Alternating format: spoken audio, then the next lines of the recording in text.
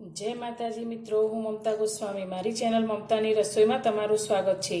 मित्रों, अत्यारे उनाळानी ऋतुमां केरी खूब ज सारा प्रमाणमां अने अलग अलग प्रकारनी मार्केटमां मळती होय छे। तो आपणे आ केरी तो दरेकना घरमां आवती ज होय छे अने तेमांथी अलग अलग प्रकारनी वानगीओ बनती होय छे। तो आमांथी हूँ एकदम नवी ज रीतनी रेसिपी तमारी साथे शेर करवा जई रही छूं, जे बनावीने तमे 15 दिवस सुधी स्टोर पण करी शको छो। अने आ बनाववामां खूब ज सरळ छे। खूब ज ओછી वस्तुमांथी आ वानगी तैयार थाय छे अने खावामां तो खूब ज टेस्टी लागे छे। तो आपणे आ वानगी बनाववा माटे अत्यारे मैं 500 ग्राम एक मोटी बदाम केरी लीधी छे। आ वानगीमां तमे कोई पण प्रकारनी केरीने लई शको छो। तो सौथी पहेला तो आपणे आ केरीनी छाल उतारी लईशुं। छाल उतारी अने आना आपणे टुकड़ा करी लईशुं। मैं अत्यारे केरीना आ रीते नाना टुकड़ा करी लीधा छे। तो हवे आपणे एक मिक्सर जार लई लईशुं अने आ मिक्सर जारनी अंदर आ केरीना टुकड़ा लई लईशुं।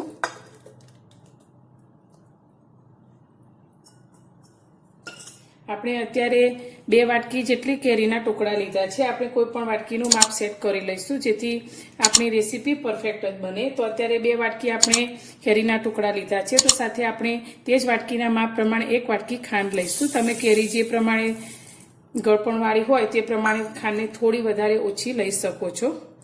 हवे आ बंने वस्तुने आपणे मिक्सरमां क्रश करी लईशुं। केरीने क्रश करीने आपणे तेनो रस तैयार करी लीधो छे। तो तमे जोई शको छो एकदम सरस आपणो जाडो एवो रस तैयार थयो छे। आ रेसिपी बनाववा माटे आपणे रेसा ना होय तेवी ज केरीनो उपयोग करवानो, जेथी आपणे आ जे मीठाई जे बनाववा जई रह्या छे ते एकदम सरस आपणी मीठाई तैयार थाय। तो हवे आनी अंदर आपणे एक वस्तु उमेरीशुं जेथी आपणी मीठाई खूब ज सरस बनशे। तो अत्यारे मैं कॉर्नफ्लावर लीधो छे। तो आ 4 चमची कॉर्नफ्लावर आपणे आ केरीना रसनी अंदर उमेरीशुं। तमारी पासे जो कॉर्नफ्लावर ना होय तो तमे कॉर्नफ्लावरनी जग्याए कस्टर्ड पाउडर पण लई शको छो।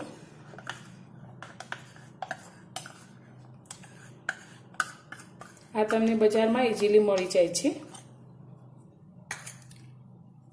हवे तेनी अंदर आपणे जे वाटकी भरीने खांड लीधी छे ते ज वाटकी भरीने आपणे पाणी लईशुं।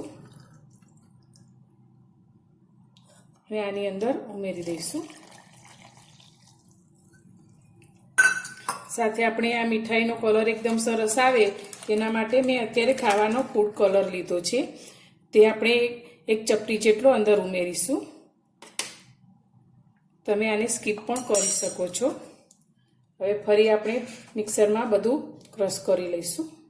बधी ज वस्तुने फरी आपणे मिक्सरमां क्रश करी लीधी छे। तो तमे जोई शको छो बधुं सारी रीते मिक्स थई गयुं छे। तो हवे आपणे एक कढ़ाई लई लईशुं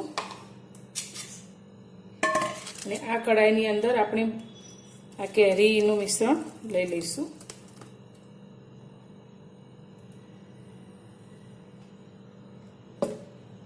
केरीना मिश्रणनी कढ़ाईने आपणे गैस पर राखी लीधी छे। गैस चालू करी दीधो छे। तो हवे आपणे आने पकाववानुं छे। तो एकदम आ मिश्रण आपणुं घट ना थई जाय अने पेनने छोड़े नहीं त्यां सुधी आपणे आ रीते तेने सतत हलावशुं।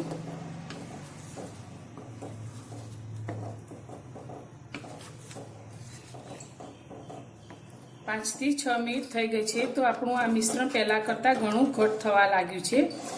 તો હવે તેની અંદર આપણે ફ્લેવર માટે થોડો ઇલાયચીનો પાવડર ઉમેરીશું અને આપણો આ હલવો ખાવામાં એકદમ સરસ ટેસ્ટી લાગે અને ચાવવામાં પણ ખૂબ જ સારું લાગે તેના માટે અત્યારે મેં ડ્રાયફ્રૂટ લીધા છે, કાજુ અને બદામના ટુકડા તે અંદર ઉમેરીશું। સારી રીતે આપણે હલાવશું।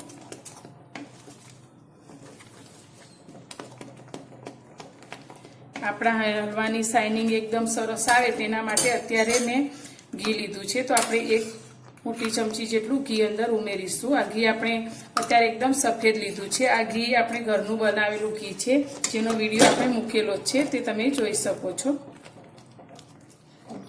ઘી અંદર એડ કર્યા પછી સતત આપણે પાછું આ મિશ્રણને હલાવશું। તો આપણું આ મિશ્રણ આપણી આ કઢાઈને છોડે નહીં ત્યાં સુધી અને એકદમ ઘટ ન થાય ત્યાં સુધી આપણે તેને આ રીતે જ હલાવવાનું છે।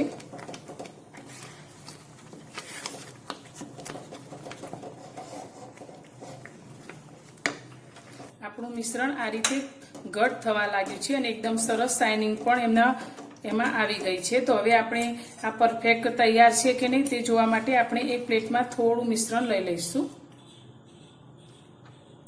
અને આને થોડું ઠંડુ થવા દઈશું. ગેસની ફ્લેમ આપણે અત્યારે ધીમી રાખીશું. ડીશમાં લીધેલા મિશ્રણને આપણે આ રીતે ચમચીથી ગોળ કરીએ તો સારી રીતે ભેગું થઈ જાય છે અને ગોળ વળી જાય છે. તો આપણું આ હલવા માટેનું મિશ્રણ તૈયાર છે. તો હવે આપણે ગેસની ફ્લેમને બંધ કરી દઈશું. આપણે હલવાને સેટ કરવા માટે અત્યારે મેં આ રીતનો ડબ્બો લીધો છે, જેને મેં ઘીથી ગ્રીસ કરીને લીધો છે. તમે આ ડબ્બાની જગ્યાએ કોઈ પણ પ્લેટ પણ લઈ શકો છો. હવે આપણે બનાવેલા હલવાના મિશ્રણને આની અંદર લઈ લઈશું.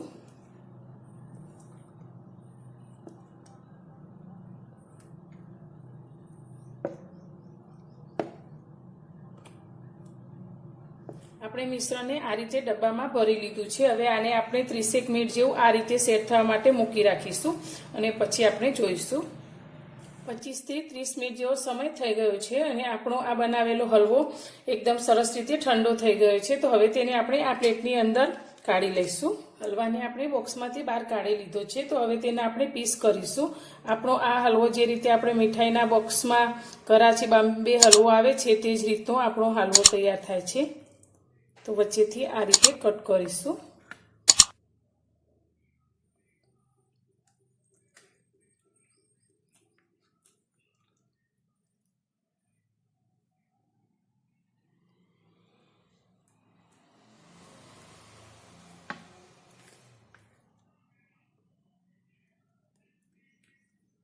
હલવાના પીસ આપણે આ રીતે કરી લીધા છે. તો હવે આપણે તેને ગાર્નિશ કરીશું. તો અત્યારે મેં શક્કરટેટીના બીજ લીધા છે.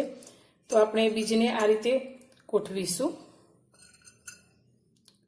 તો એકદમ ફટાફટ બની જાય તેવો અને ફક્ત 2 થી 3 વસ્તુમાંથી જ આ હલવો તૈયાર થાય છે. તો એકદમ ટેસ્ટી અને 15 દિવસ સુધી ખાઈ શકાય તેવો આપણો આ હલવો તૈયાર થાય છે. તો તમે પણ આ રીતે જ હલવાને જરૂરથી બનાવજો.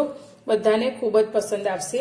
તો મારી આ હલવો બનાવવાની રેસીપી તમને પસંદ આવી હોય તો મારા વિડીયોને લાઇક કરજો, શેર કરજો અને મારી ચેનલ પર નવા હો તો ચેનલને સબસ્ક્રાઈબ કરવાનું બિલકુલ ભૂલતા નહીં. તો ફરી મળીશું કોઈ નવી જ રેસીપી સાથે નવા વિડીયોમાં.